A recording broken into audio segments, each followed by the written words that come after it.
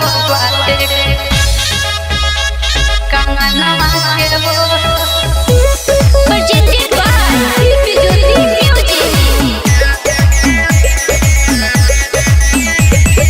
नवमी के मेला में आइल बानी किने खातिर चूड़ी पैसा लाइल बानी।